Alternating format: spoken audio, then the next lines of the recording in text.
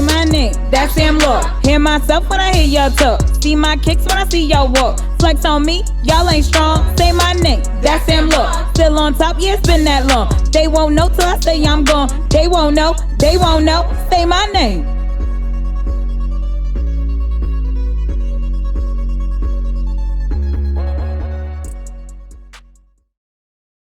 Hey everyone, and welcome to the That Sam Law Show.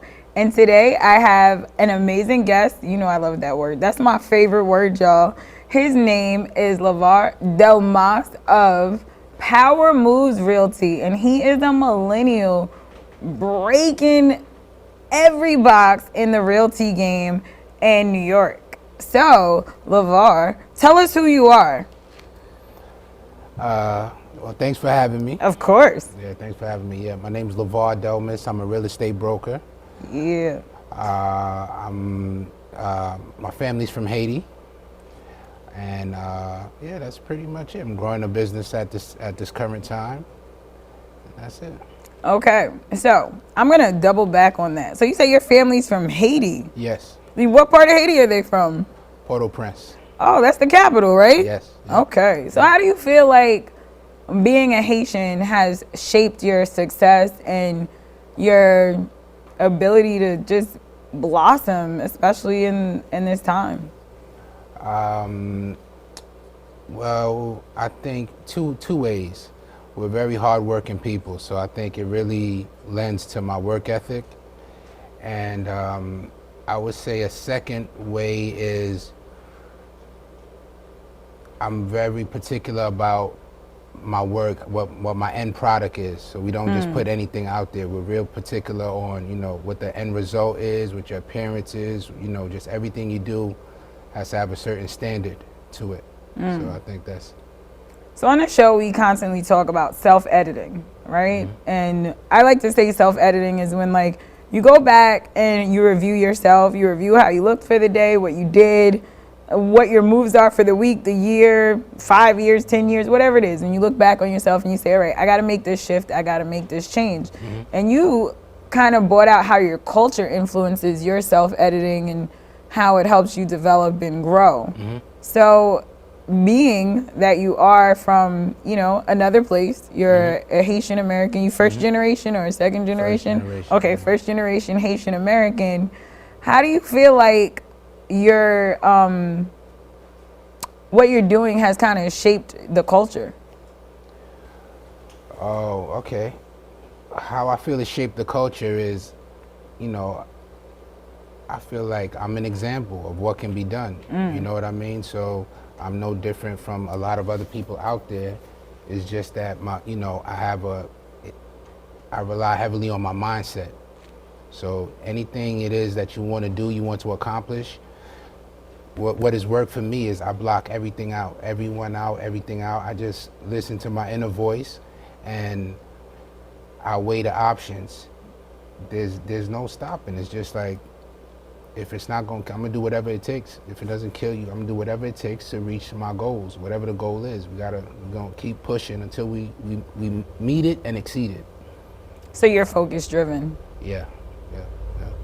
That's dope. So whenever someone tells me, like, I put my blinders on and I just focus, it always takes me back to a time where I went to the Kentucky Derby. Yeah, I know this is course, weird. yeah. You have on like a Derby fit. So like if you haven't been to the Kentucky Derby, this is how people dress. Like they are like suited to the nines. Shoot, I look Derby ready, y'all. Not quite, but he's all the way Derby ready. And one of the things about the horses is that they literally can only like see what's in front of them. They have to put like peripheral blockers on to keep them focused on the race, focused on the track. And you're very focused on your race. You're very focused on what you have to do and how that's going to push you. Now, and not only just yourself driven, but you also say your culture drives you to push ahead, push forward, and win at all costs. I think that's dope. Thank you. So I'm gonna ask you a weird question. It's a little off topic, but I think it's gonna kind of guide us down this path of getting to know you. What's your star sign? I'm a Scorpio. Whoa, we got Scorpios in the building. Hey, you know, Scorpios are, they're interesting people. They're very self-driven. All of Yeah. my friends that are Scorpios are hard workers. I have one friend who's Scorpio who's a judge cheerleader. I have another friend who actually at 40 years old is getting ready to go back to school to be a social worker. Wow. And I'm like, man, they're ready. But these are the millennials. They're on the move. They're on the rise. So with your star sign being a Scorpio, I'm a Gemini. Scorpio and Geminis are like besties. Oh, And yeah? those two people that I spoke of, they're actually my best friends. So Alright. we're going to invite you into the friendship circle. Alright. He's now in the circle of trust. I don't know what's going to happen when somebody's star sign doesn't match mine, but whatever. You're in the friendship circle. You're in the circle of trust. And we're going to go back to your drive. And you being a Scorpio, so you're Haitian, you're a Scorpio, you're a millennial, you're from New York. We got a lot of, we're taking off all the boxes on this Millennial Monday. And I got to know, like, what made you become a realtor? Because you could have been like a fashion guru over here with that fit. Thank you.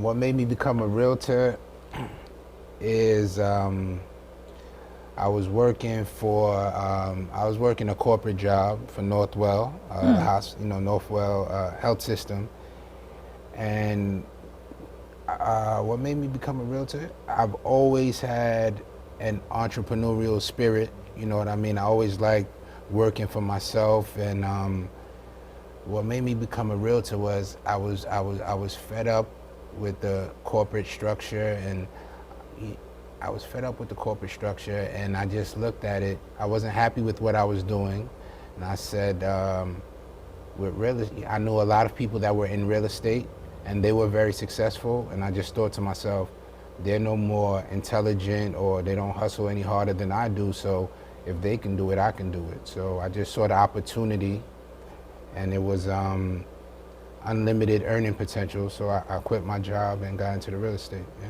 Were you like already starting to work in realty before you quit? Or did you just say, you know what, Northwell, I gotta go. I'm doing this realty game and that's it. Okay, yeah, so when I first got my license, I was trying to balance both of them for maybe like 3 months, working the regular job and doing the real estate at night, but I wasn't making any money. And again, back to the focus, I said, in order to make this work, in order to make it successful, I gotta give it my all, because there's a lot of stuff that needs to be done during the daytime. So that's when I quit the job. Yeah. Wow. So Scorpio, he had to say, hey, I'm a Sting Northwell, gotta go. I'm riding this realty wave. Yeah. I get it. I totally get it. So you've been on the realty path. How long have you been doing that? I've had my license for about 5.5 years. Okay. Yeah. And you own a brokerage. Did you ever see yourself becoming or owning a brokerage? Yeah, I did, off the rip, because I wouldn't say I have a problem with authority, but I want things done my way, and I never really I have mentors, I have people that I get counsel from, but I always knew ultimately I would have my own business, my own company, and so I can determine the direction we're gonna go. Yeah. Okay. Yeah. I want to talk about something you just said. You said that you didn't have an issue with authority, but being that, all right. So from what I know, growing up, being Afro-Latina, having parents that are Caribbean and also Italian and African American, they can be tough on us, Yeah. And when we kind of are like, okay, I have my own idea, I have my own way, I want to do things. How and you talk about how your culture influenced you. How was that when you told your parents, like, yo, I'm gonna quit my 9 to 5 and go be an entrepreneur? How did that impact them, and how did they handle it? Over the long term. Yeah, so that's a good question. That's a real good question. So When I did that, yeah, my parents, well, my mother was upset. She was furious with me. She was real upset. Like, you left a good job, steady pay, health insurance, everything just to, follow something that's not guaranteed. So yeah, she was upset with me. And my father had a different approach. He was more on, he was more from a position of, if you feel this is what you're gonna do, do it. It's just, So that's so he wasn't, he wasn't as, he just left it in my hands. Like, if this is the decision you make, you gotta stick by your decision. So I appreciated that. But yeah, it wasn't easy. But even, it kind of hurt me that, my mother was so upset, like I was doing something wrong. But even with that, this is a message I like to give to a lot of people. You won't always have support from your closest, from your closest people. You won't always have support, but you have to listen to yourself, you know what I mean? But, and then you said how it turned out, but as things started working, I changed her mind, and she's become very supportive and very proud. But you gotta listen internally. Your closest loved ones, your closest friends or family may not support you. They may not see your vision, but it's your vision. So you gotta have trust in yourself. Yeah. So you're following your gut. Yeah. Mm-hmm. I hear that. That's deep. Now you're going on this journey. Your parents are a little iffy. They're like, Yeah. One parent's like, oh, if this is what you got to do, you got to do it. The other parent's like, no, stay at your job. Yeah. Which I understand. Moms want us to be like safe. Yeah, Yeah, they want to make sure yeah. we're good. Like, they made sure we were safe all these years, and then they had to let us go. Yeah. They want to make sure you're good. Mm-hmm. And looking back, like, you wanted to make sure you were good as possible. You kind of probably set up a little bit of safety. Like you said, you worked your regular job. You did the realty at night or when you were off. And you're like, you know what? What am I doing probably? And how, like, what's something you wish you knew while you were on this path, like to keep you safe on this path? Something I wish I knew. Okay, something I wish I knew was this. If you're working, you won't have time to worry. So I realized that anytime I was worried or uncertain or anxious, is because I wasn't doing enough activity. I wasn't working. But as time progressed, I realized if you're working and you're doing what you're supposed to do, you won't have time to worry because you're too busy, being productive. Right. So yeah. Wow. So if you're working and you're doing what you gotta do, you're not gonna have time to be worried. So you would have spent less time worrying if you had started out those 3 months just kind of going for it. I would have sped it up. Yep. Right. Yep. It was it was the uncertainty. It was the influence. I'm like, I gotta keep it. But when I just said, I gotta do what I gotta do, eventually it worked out. You know what I mean? It was a struggle in the beginning. It was a challenge, but anything that's worth it is gonna have challenges. It's gonna say, are you gonna quit or are you gonna push forward?